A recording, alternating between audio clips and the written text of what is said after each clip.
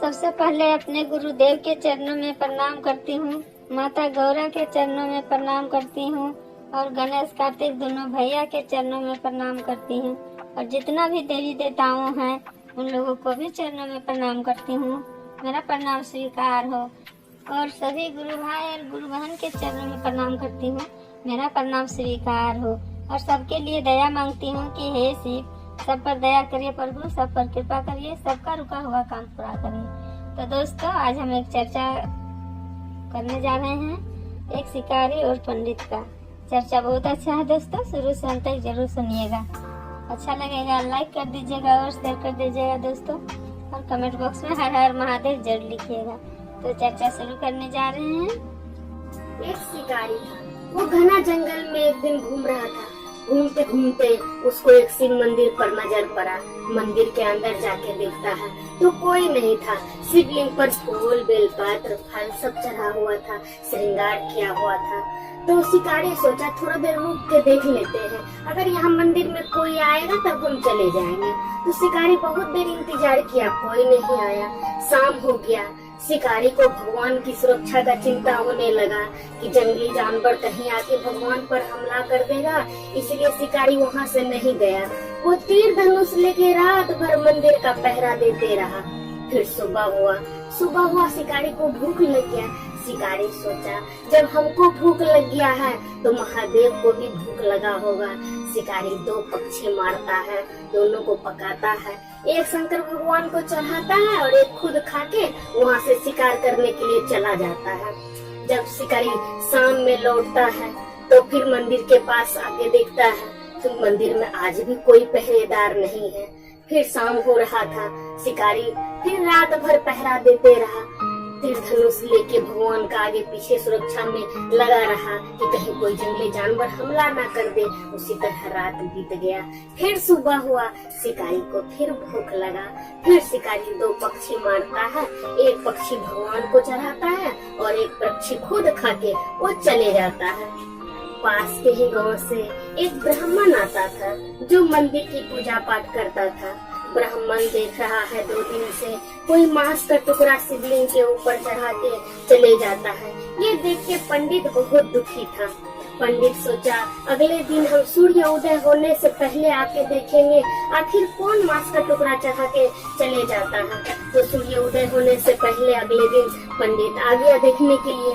वो देखता क्या है, मंदिर के पास एक शिकारी तीर धनुष लेके मंदिर की चारों ओर सुरक्षा में लगा हुआ है। ये देख के पंडित डर गया। वो एक पेड़ के पीछे छुप गया। वहाँ से छुप के वो देखने लगा। धीरे धीरे और सुबह हुआ। शिकारी को उसी तरह सुबह भूख लगा। शिकारी 2 पक्षी मारता है, दोनों को पकाता है और एक शिवलिंग के ऊपर चढ़ाने के लिए जैसे जाता है, पंडित पेड़ के पीछे से भागता हुआ आता है। अरे रुक जाओ शिकारी, ये क्या कर रहे हो? पर मंदिर को अपवित्र क्यों कर रहे हो? शिवलिंग पे मांस का टुकड़ा मत चढ़ाओ, भगवान मांस नहीं खाते हैं। तो शिकारी रुक जाता है पंडित को देख के। तब पंडित बोलता है तुम रोज इस पर मीट का टुकड़ा क्यों चढ़ाते हो?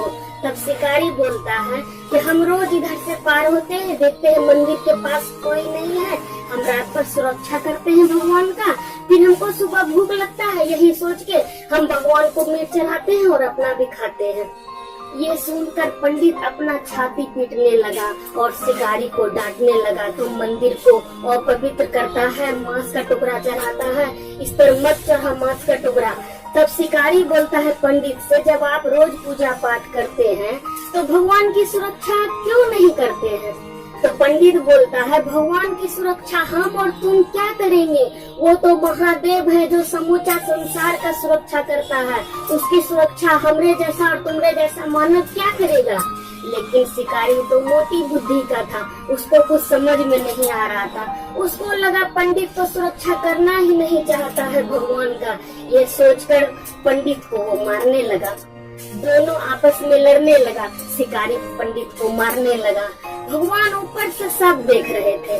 वहाँ तक देखे कि बहुत ही लोग में लड़ाई होने लगा तो भगवान प्रकट हुए वहाँ पर। तो पंडित को और शिकारी को रोके। शिकारी पंडित को मत मारो, उसे छोड़ दो। तो शिकारी बोलता है, प्रभु ये आपका पूजा पाठ करता है लेकिन ये आपका सुरक्षा करना नहीं चाहता है, इसलिए हम इसको मार रहे हैं।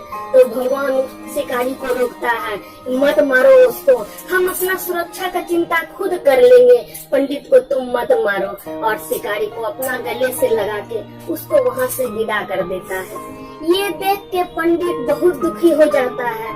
शंकर भगवान से तब वो हाथ जोड़ के बोलता है कि प्रभु हम अपना पूरा जीवन आपको दे दिए, सब दिन आपका पूजा करते हैं, इतना घना जंगल में जंगली जानवर के भय से भी नहीं डरते हैं और आते हैं आपका पूजा करते हैं, लेकिन प्रभु आज तक आप हमको दर्शन नहीं दिए और ये शिकारी मात्र 3 दिन आपका पूजा किया, इसी में आप खुश होकर इसको दर्शन दे दिए। तब भगवान हंसकर बोलते हैं पंडित को कि पंडित तुम मेरा रोज पूजा पाठ करता है लेकिन तुम फल की अपेक्षा रखता है कि हम पूजा करेंगे प्रभु हमको ये मिल जाए, प्रभु हमको वो मिल जाए, लेकिन शिकारी निस्वार्थ भावना से मेरा पूजा किया 3 दिन, इसीलिए हम उसको दर्शन दिए।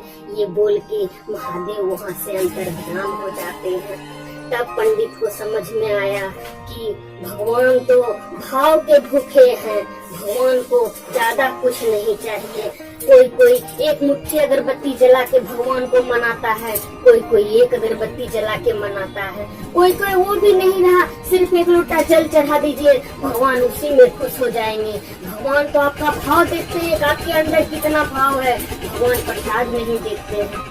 आजकल बहुत सारी माताएं बहनें और भाई लोग भी हैं जो फैशन का ये चला हुआ है, 2 बजे रात में 3 बजे रात में उठ के दूसरे के गाछ से फूल तोड़ के भगवान को चढ़ाता है। आप बताइए जिसके गाछ से तोड़ा वो सुबह उठ के गाली बकता है, वो फूल भगवान कैसे स्वीकार करेंगे? दूसरे का चुराया हुआ फूल कभी नहीं चढ़ाना चाहिए। ज्यादा है तो आप मांग लीजिए या खरीद लीजिए, नहीं है तो सिर्फ हाथ जोड़ के भगवान से प्रार्थना करिए, प्रभु अपना आशीर्वाद बनाए रखिए। बस महादेव तो इसी में खुश हो जाते हैं। और महादेव जो पूजा पाठ महादेव का करते हैं, महादेव ये नहीं कभी कहते कि मेरा पूजा पाठ करो और किसी देवी देवता का पूजा पाठ मत करो, सारा देवी देवता का पूजा पाठ करिए, लेकिन गुरु तो महादेव को ही बनाइए, क्योंकि सब देव है और वो महादेव है। इसीलिए दोस्तों महादेव को अपना गुरु बनाइए और अपना जीवन सफल कीजिए। हर हर महादेव, माता पार्वती की जय।